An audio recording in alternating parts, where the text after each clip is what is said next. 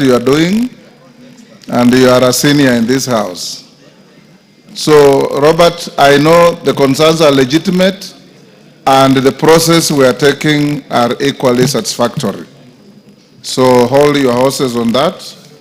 I am your last line of defense on all these issues, and you know that. Majority Leader, would you now look for the Minister of National Treasury and walk him into the chamber for the solemn business of this afternoon?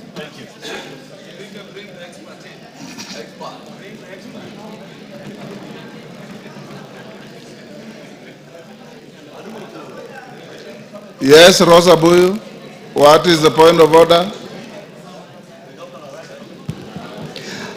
Thank you, Speaker. Speaker, I like it that you say the minister, but I also want to add something. Probably you just forgot to mention it, the expert minister. Thank you, Mr. Speaker.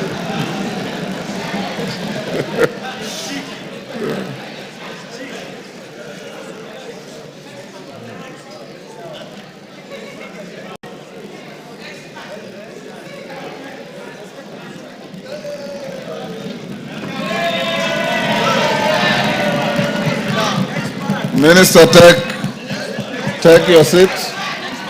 Take your seat. Order. Members on their feet, take your seats.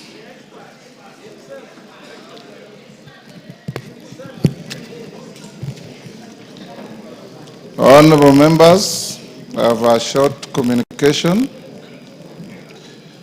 Honorable members, Section 40 of the Public Finance Management Act, Cap 412A, and the Standing Order 244C. Who is the member with his phone?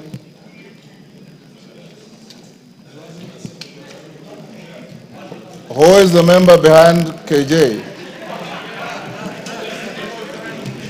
Honorable Gonzirai, you are one of the fathers of this house. We forgive you. Okay, other members. Section 40 of the Public Finance Management Act, Cap 412A, and Standing Order 244C require the Cabinet Secretary for the National Treasury and Economic Planning to make a public pronouncement on the budget policy highlights and revenue-raising measures for the national government each financial year. Pursuant to the said provisions, I will shortly interrupt the business of the House to allow the Cabinet Secretary for the National Treasury and Economic Planning to make a public pronouncement on the budget highlights and revenue-raising measures for the national government for the year 2025, 2026, and the medium term. In accordance with the standing orders, I have also designated a suitable place in the chamber for that purpose. Honorable members, as we welcome the Cabinet Secretary to the National Assembly, I wish to remind the House that today's event is largely ceremonial. No decision will be required on the speech as the supply period, which commences with the consideration of the budget estimates and concludes with the enactment of an appropriation act, is still ongoing. Having said that, honorable members, and before we proceed, I take this opportunity to acknowledge and recognize the presence of distinguished guests in the galleries of the House today, both the Speaker's Gallery and the Public Gallery. They include members of Cabinet, Principal Secretaries, Chairpersons, and Chief Executive Officers of various parastatals, senior government officials, members of the Diplomatic Corps, and development partners. Honorable members, I also wish to recognize and appreciate the presence of university student leaders and their colleagues from our universities across the country, members of Bunge la Wananchi, representatives of various youth and women groups, a group of traders representing a cross-section of our small-scale business community, including border riders who are with us today. On behalf of the National Assembly and on my own behalf, I welcome all of you to the National Assembly.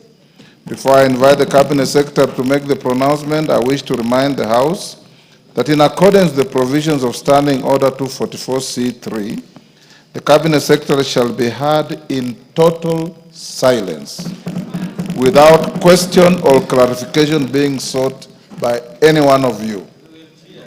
Honorable members, and you'll only cheer by thumping your feet, not by verbal expressions. Honorable members, I now interrupt the business of the House to allow the Cabinet Secretary to make a public pronouncement on the budget policy highlights and revenue-raising measures for the national government for the financial year 2025-2026. The Cabinet Secretary for the National Treasury and Economic Planning, Honorable FCPA John Mbadi, AGH, you are now invited to proceed. I thank you, members. Yes.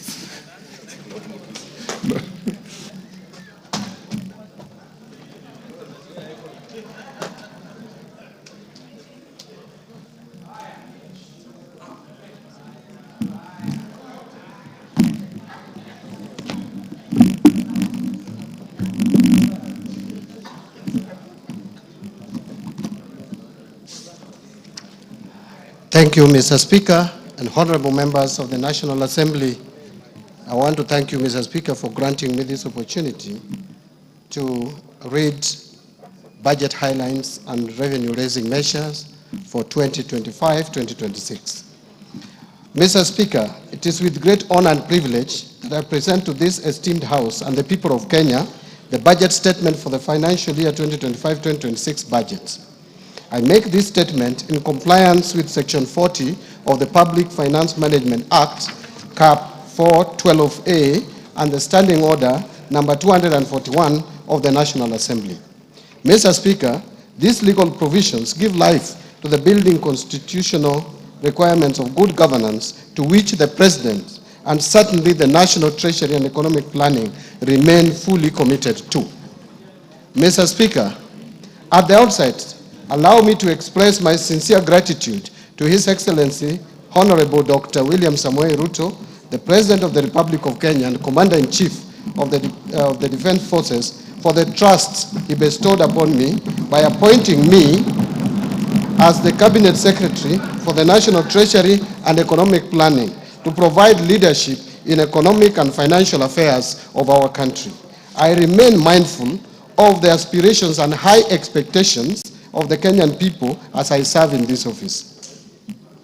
The Constitution protects realization of economic, social, and cultural rights, which includes the rights to adequate food, to adequate housing, to education, right to health, to social security, and to take part in cultural life, to water and sanitation, and also right to work.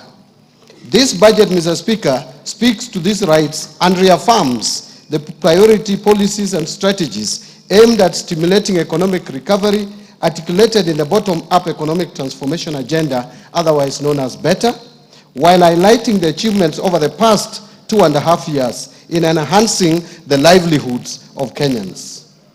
At its core, BETTER has adopted a value chain approach, focusing on strategic investment in areas that generate the highest impact, particularly in job creation and income generation at the grassroots level. Mr. Speaker, significant successes have been achieved through targeted intervention and structural reforms. These measures have laid a solid foundation for economic recovery and set us on a path towards long-term growth and stability. Mr. Speaker, let me mention just a few achievements under BETTER. First, the Kenyan economy has remained resilient and registered an average growth of 5.2% for the period between 2023 and 2024, outpacing both global growth of 3.3% and 3.8% for the sub-Saharan African region over the